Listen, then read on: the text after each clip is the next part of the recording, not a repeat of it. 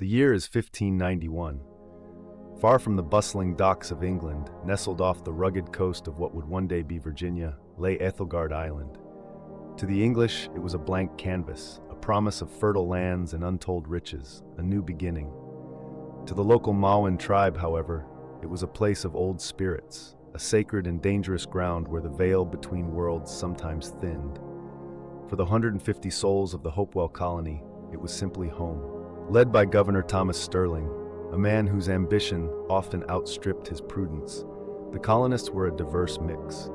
There were devout families seeking religious freedom, desperate farmers yearning for land, and even a few scoundrels hoping to escape their pasts. Among them was Eleanor Vance, a quiet botanist with a sharp mind, and John Reed, a former soldier turned hunter, whose quiet demeanor hid a keen eye for the subtle shifts in the wild. Their initial months were a brutal dance with the untamed wilderness. Harsh storms lashed the nascent settlement, tearing at hastily constructed dwellings.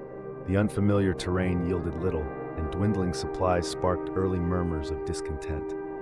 Yet through it all, there was a persistent hum of optimism, a belief in the promise of this new world.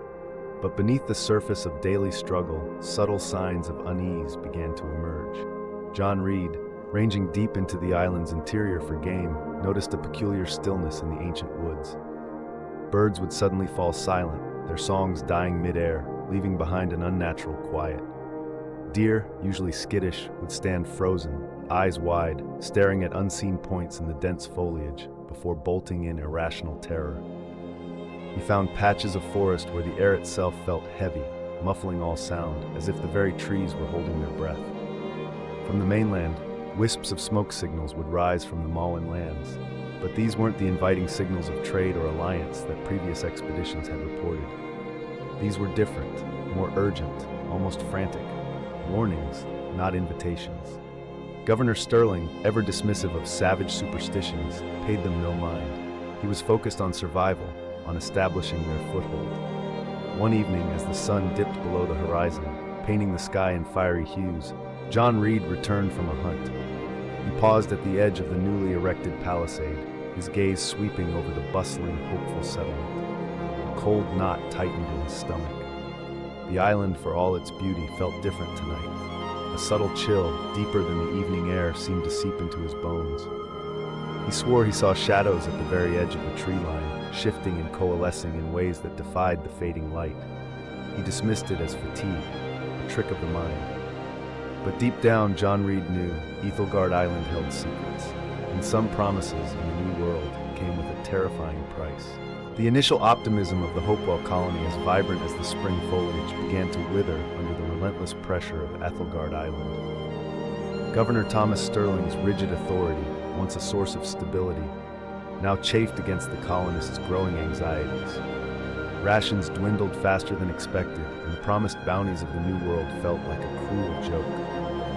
Internal squabbles became commonplace, erupting over meager food portions and perceived injustices. The isolation of the island began to feel less like a haven and more like a cage. John Reed, the seasoned hunter, found his unease deepening with each passing week. The subtle warnings he'd noticed earlier began to escalate into genuinely unsettling phenomena. Unexplained tremors, not violent but deep and resonant, would occasionally shake the very ground beneath their feet, seemingly without any geological cause. Inside the crude dwellings, compasses would sometimes spin wildly for no reason, their needles twitching erratically as if confused by an unseen force. And at night, when the only light came from flickering torches, shadows seemed to dance and coalesce at the very edge of the palisade, shifting in ways that defied the gentle breeze. His hunting forays took him deeper into the island's interior, and what he found there only fueled his growing dread. Patches of forest existed where all sounds seemed unnaturally muffled, swallowed by a thick, heavy silence. The air in these places felt strangely dense, difficult to breathe. He began to discover ancient, faded symbols carved into the exceptionally old, gnarled trees, patterns unlike any known Native American carvings. They seemed to hum with an unspoken primal energy. One afternoon, a small, wary group of the local Maoan tribe finally approached the perimeter of the settlement. They weren't seeking trade, nor did they carry weapons of aggression. Instead, they stood silently, observing the colonists with eyes that held both caution and a profound sadness. Before melting back into the dense woods, they left behind crude warnings carved into driftwood, simple stick figures, distorted and elongated, being pulled into the ground by unseen hands. Governor Sterling, ever dismissive, scoffed at them. "Superstitious savages," he declared, ordering the wood burned. But John Reed kept one peace, studying the crude drawing with a growing sense of foreboding. Eleanor Vance, the botanist, also began to notice unsettling changes, not just in the environment, but in the colony itself. A pervasive paranoia began to fester, infecting even the most level-headed settlers. People started accusing each other of hoarding food, of whispering dissent, even of petty sabotage. The collective fear was a tangible thing, a heavy weight that pressed down on Aethelgard Island. The island, once a symbol of hope, was slowly revealing a darker nature. The beautiful silence of the woods now felt oppressive. The ancient trees seemed to watch, and the strange occurrences were becoming too frequent, too unsettling to ignore. The Hopewell colony had come seeking a new world, but Aethelgard Island was beginning to show them a reality far stranger and more terrifying than any nightmare they could have conceived. The seeds of doubt had been planted, and they were beginning to bloom into full-blown terror. The whispers of doubt that had crept into the Hopewell colony now screamed with terrifying clarity. It began subtly, with missing tools or misplaced supplies. Then it escalated. The first time, it was a lone settler, a young man named Thomas, sent to retrieve water from the nearby spring. He never returned. The search parties found his empty bucket, still brimming with fresh water, resting precisely at the spring's edge. No footprints leading away, no signs of struggle, just a profound, unnerving absence. Panic, cold and sharp, ripped through the settlement. Governor Sterling, his face pale and drawn, ordered a full-scale search, yet found nothing but the mocking silence of the Aethelgard woods. Then, it happened again. A small group of 3 men tasked with felling trees near the western perimeter simply vanished. Their axes lay discarded, half-cut logs stood testament to their work, but the men themselves were gone, absorbed by the dense foliage as if they had never existed. The internal squabbles that had simmered before now boiled over into desperate accusations. "It's a saboteur," shouted one colonist, his eyes darting suspiciously at his neighbor. "A witch among us," cried another, pointing a trembling finger. The veneer of civilization frayed rapidly. Vigilante justice was narrowly avoided on several occasions, only quelled by John Reed's quiet, authoritative presence and Eleanor Vance's logical pleas for calm. But trust had evaporated, replaced by a suffocating paranoia that turned friend against friend. John Reed, haunted by the disappearances, began to follow his intuition, venturing deeper into the muffled sections of the forest he'd discovered. And there, amidst the ancient gnarled trees, he found them. Not just faded carvings, but freshly made cryptic symbols etched into the bark of trees and on smooth but dark stones. These weren't mere warnings. They felt like markers, a chilling trail leading further into the island's heart. Near one such cluster of symbols, he discovered makeshift altars, crude arrangements of twisted branches and smooth dark stones. Upon them lay disturbing offerings, unsettling animal bones arranged in patterns and small, crudely carved wooden figurines resembling deformed humanoids, their eyes blank, their limbs strangely twisted. Eleanor Vance, weakened by dwindling rations and the relentless stress, began to experience vivid, disturbing visions during the night.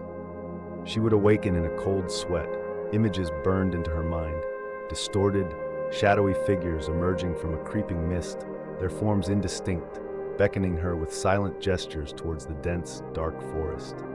Other colonists, too, began to report strange occurrences in their sleep, or heard faint, disembodied whispers in an unknown tongue carried on the wind, always just beyond the grasp of full comprehension, but undeniably present and profoundly unsettling. The Hopewell colony, once a beacon of promise, was becoming a tomb. It wasn't just physical hardship or human conflict that was tearing them apart. It was an unseen, malevolent presence that toyed with their minds and plucked them from existence with terrifying ease. The shadows on Aethelgard Island were not just growing longer, they were gathering, tightening their grip around the remaining settlers, waiting for their moment to claim the rest. The new world's promise had curdled into a terrifying nightmare, and the colonists were trapped, utterly alone, with something ancient and hungry. Chapter 4: The Final Days. The sun beat down on Aethelgard Island, but its warmth offered no comfort to the dwindling Hopewell colony. Panic had fully seized the remaining settlers. Their numbers, once robust, were now tragically few. Governor Sterling, his face etched with desperation, ordered what remained of the colony to retreat into the main fort. They would hold out, fortified, for the arrival of the supply ship, which was now long overdue. A small, desperate boat was sent to the mainland, carrying their last plea for help, but it never returned, hinting at an unseen barrier that now surrounded the island. The strange phenomena that had plagued them for weeks now intensified, becoming a relentless, suffocating assault on their senses and sanity. The very air around the settlement began to shimmer with an unnatural, greenish-tinged light, especially at dusk. The muffled sounds John Reed had discovered in the woods grew louder, evolving into a low, guttural humming. It resonated deep in their chests, seeming to emanate from everywhere and nowhere all at once. A terrible, formless song that drove many to the brink of madness. Distorted, shadowy figures were no longer just glimpses at the edge of the palisade. They lingered, their forms indistinct, their movements fluid and unnatural, watching from just beyond the reach of their torchlight. Inside the cramped fort, fear turned colonists against each other. Arguments erupted into desperate brawls over the last scraps of food. Faith dwindled, replaced by raw terror.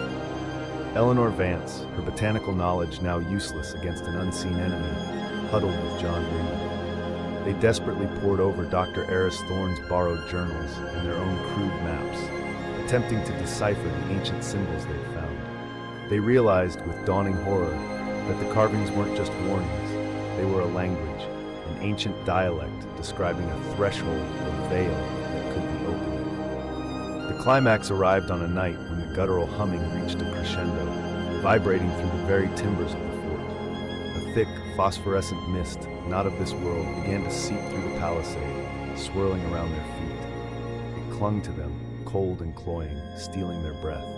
Governor Sterling, screaming orders that no one could hear over the hum, tried to rally his men. But it was useless. Through the swirling mist, John Reed watched in terror as the palisade itself began to flicker, its solid timbers momentarily transparent, revealing glimpses of something vast and formless beyond.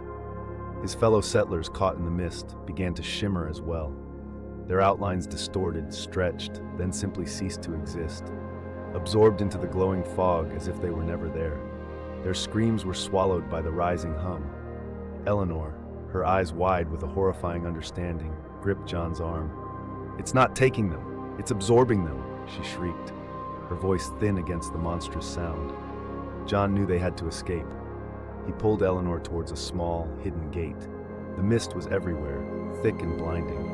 He felt a profound sense of pressure, a pulling sensation, as if the very air was trying to draw him in. As they stumbled out of the gate, looking back for a final desperate moment, the last thing John saw was Governor Sterling, standing defiant, axe in hand, as the shimmering mist engulfed him entirely.